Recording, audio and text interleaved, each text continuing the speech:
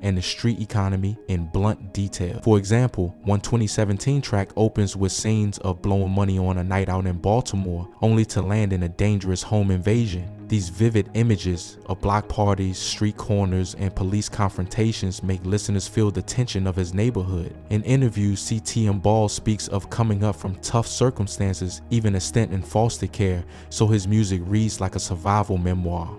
As his music spread through Baltimore's clubs and internet forums, CTM Ball's reputation as a fearless voice of the streets grew. His hard-edged lyrics naturally drew attention and occasionally conflict in Baltimore's competitive rap world. By 2022-23, he had begun cutting diss tracks and sparring with other local rappers, a common rite of passage in the city scene.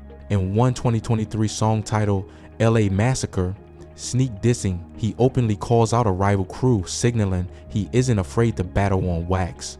These early feuds and controversies only cemented his underground fame. Fans tuned in to see which rappers he would target next.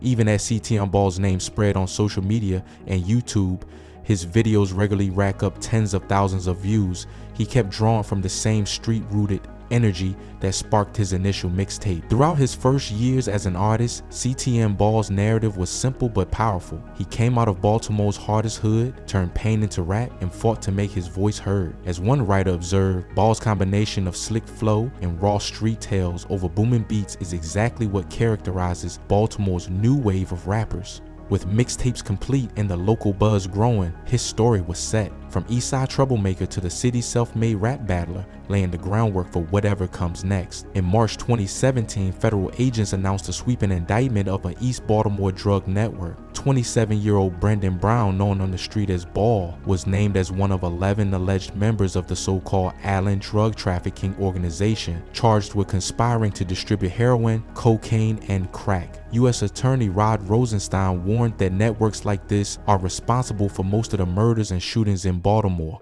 And ATF officials stressed that years of investigation had targeted exactly those groups that foment the violence that continues to plague our city. Prosecutors say the Allen DTO ran open-air drug cells from the summer of 2016 through early 2017, dealing on street corners across East Baltimore.